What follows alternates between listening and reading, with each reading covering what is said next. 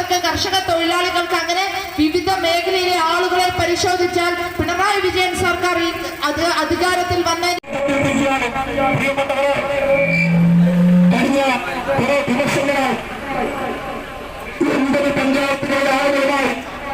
നിങ്ങൾ നൽകിയ സ്നേഹവും പിന്തുണയും വളരെ നന്ദിയോടെ സ്മരിക്കുകയാണ്.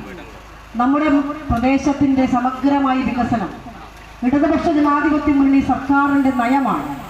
ആ നയം കേരളത്തിൽ ഇവിടെ സഖാകൃഷ്ണൻ പ്രിയപ്പെട്ടവർ സൂചിപ്പിച്ചതുപോലെ ദേശീയപാതയും വെടിഞ്ഞൽ തുറമുഖവും അതുപോലെ തന്നെ മലയോളം ആശുപത്രികളും 5 ലക്ഷം ആളുകൾക്ക് വീട് നൽകിയതും 4.25 ലക്ഷം ആളുകൾക്ക് പട്ടയം കൊടുക്കുകയും 62 ലക്ഷം ആളുകൾ പെൻഷൻ വാങ്ങുന്ന സംസ്ഥാനമായി കേരളത്തിലെ മാറ്റുകയും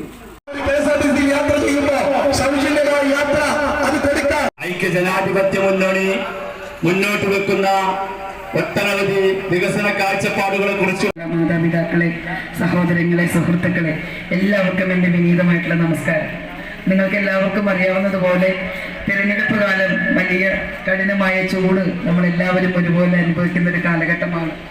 ഒരു സ്ഥാനാർത്ഥി എന്നുള്ള നിലയിൽ ഏറ്റവും കൂടുതൽ നമ്മൾ ഉപയോഗിക്കുന്ന നമ്മുടെ ശബ്ദമാണ്. അപ്പോൾ തുടർച്ചയായി അത് ഒരു റെസ്റ്റുമില്ലാതെ ഉപയോഗിക്കുന്നത് കൊണ്ട് ശബ്ദത്തിന് അല്പം അടഞ്ഞിട്ടുണ്ട് ശബ്ദം. അതുകൊണ്ട് ഒരു വലിയ പ്രസംഗത്തിലേക്ക് ഞാൻ പോകുന്നില്ല.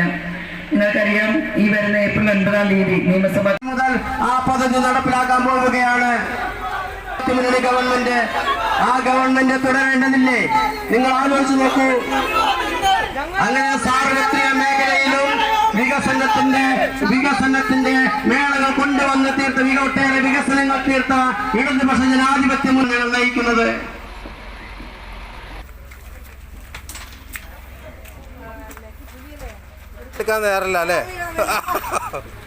നിയമസഭാ മണ്ഡലത്തിന്റെ കർമ്മനിരതയായ മുന്നണി പോരാളിക്ക് ചരിത്രത്തിൽ